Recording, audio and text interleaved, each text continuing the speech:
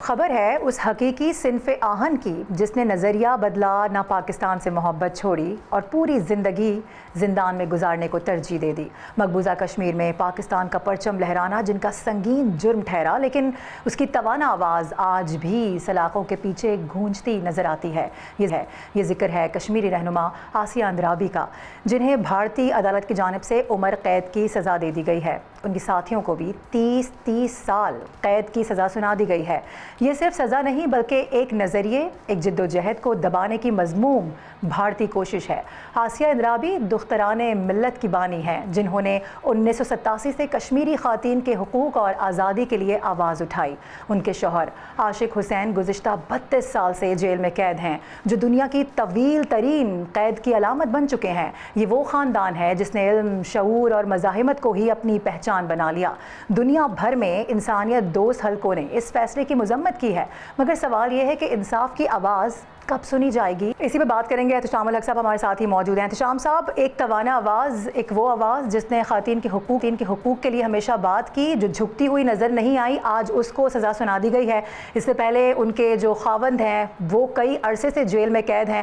نہ صرف آسیہ بلکہ اس سے پہلے کئی ایسے رہنما ہیں جو ابھی اس طرح کی جو سختیاں ہیں اس کا سامنا کر رہے ہیں، لیکن اب اگین سوال یہی ہے کہ ان سختیوں پر جو عالمی دنیا ہے اس کا کسی قسم کا کوئی موقف سامنے کیوں نہیں آتا؟ وہ کوئی کلیدی کردار ادا کرتی ہوئی نظر کیوں نہیں آتی؟ دیکھیں معروف، بنیادی طور بات اب ساری دنیا تو کہہ رہی ہے، کس طرح کہہ رہی ہے، کتنے زور سے کہہ رہی ہے، کتنی بلند آواز سے کہہ رہی ہے، یہ دیکھنے والی بات ہے۔ ابھی یہ تو بات اب لوگوں کو سمجھ آ رہی ہے کہ یہ جو فیصلہ کیا گیا ہے، یہ جو عدالتی فیصلہ، یہ اتنا serious miss carriage of justice ہے کہ لوگ اس کو کوئی بھی نہیں ہضم کر پائے گا۔ ایون آپ نے دیکھ لیں کہ جو تھوڑی سی توانا آوازیں ہیں ہندوستان میں جو ہیومن رائٹس کی بات کرتی ہیں، یہ تو خاتون کام ہی ہیومن رائٹس کے لیے، خواتین کے رائٹس کے لیے کام کر رہی تھی۔ ان کے ساتھ 2 ساتھی ان کی جو ہے ان کو بھی سزا دی گئی۔ اور دیکھیں کہ اتنا ڈر ہے، مقبوضہ کشمیر میں ان کو نہیں رکھا گیا۔ وہ بدنام زمانہ جو دہلی کی تہاڑ جیل ہے، وہاں پہ سارے مقدمے چلائے جاتے ہیں، وہیں پہ لوگوں کو سزائیں دی جاتی ہیں۔ اور اسی میں آپ دیکھ لیں یاسین ملک کا جو ہے نا، ان کو بھی عمر قید سزائے موت ہوئی ہے، لیکن ابھی تک امپلیمنٹ نہیں کی۔ تو دیکھیں اب اس صورتحال کو تو دیکھا اس طرح جانا چاہیے کہ اس وقت میرا خیال ہے یونائٹڈ نیشن کو، دنیا جہاں کی جو گلوبل ہیومن رائٹس آرگنائزیشن ہے، انہیں اس کا نوٹس لینا چاہیے۔ پاکستان نے اپنے حد تک، آپ دیکھ لیں ہمارے اسپوکس پرسن ہیں جو فارن آفس کے، بڑا شدید انہوں نے، اندرابی صاحب نے اس کی مذمت کی ہے اور یہ بڑا واضح طور پہ کہا ہے کہ اگر یہ ہندوستان سمجھتا ہے کہ اس طرح کی باتوں سے یہ لوگ پیچھے ہٹ جائیں گے، یا پاکستان کو، آپ جو پاکستان کا جو اصولی موقف ہے کشمیریوں کے لیے کہ ہم ان کو اخلاقی، سیاسی، سفارتی جو ہے نا ان کو مدد ان کی کرتے رہیں گے، اس سے ہم قطعی طور پہ پیچھے نہیں ہٹیں گے۔ ہندوستان کو یہی تکلیف ہے نا۔ ایک زمانہ تک تو آپ نے دیکھا پاکستان پہ الزام تراشی ہوتی رہی کہ پاکستان دہشت گردی کو ایکسپورٹ کر رہا ہے، وہاں پہ سب کچھ ہو رہا ہے۔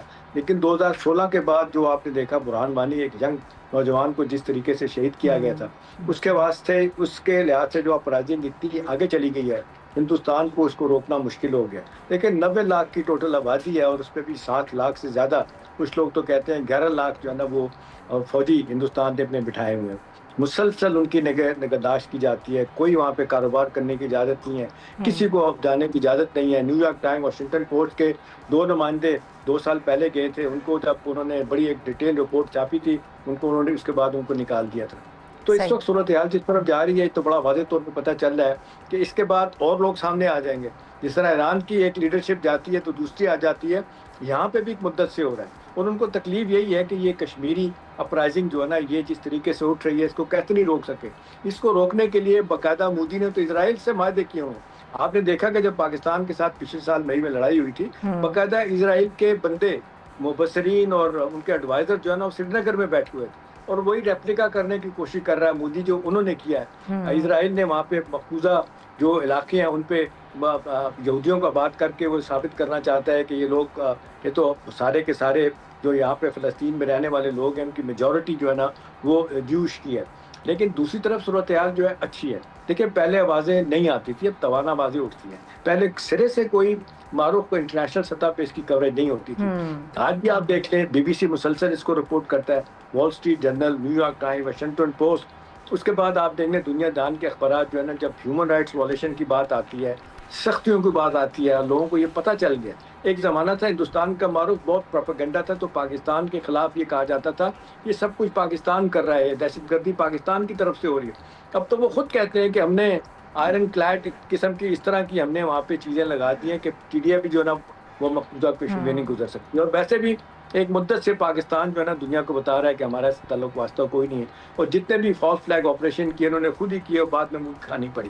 تو اب سوال یہ ہے کہ اس کے بعد کیا ہوگا، اور یہ اپرائزنگ جس طریقے سے لوگ سامنے آ رہے ہیں مقبوضہ کشمیر کی آزادی کے لیے، کوئی بھی نہیں پیچھے ہٹے گا، اور یہ لوگ اپنی جس کو کہتے ہیں قربانیاں دیتے رہیں گے، اور ایک دن آئے گا کہ ان کی قربانیاں رنگ لائیں گی اور یہ آزاد ہوں گے یا پاکستان کے ساتھ شامل ہوں گے۔ ہندوستان نے پوری کوشش کر کے دیکھ لی، آپ نے دیکھا کہ جو حریت پارٹی کے لوگ ہیں ان کا تھوڑا سا نرم گوشہ ہوتا ہے، یہ کہہ لیں کہ اتنی سختی سے بات نہیں کرتے، یہی وجہ ہے کہ ان کو جناب اپنے گھروں میں نظر بند کیا جاتا ہے۔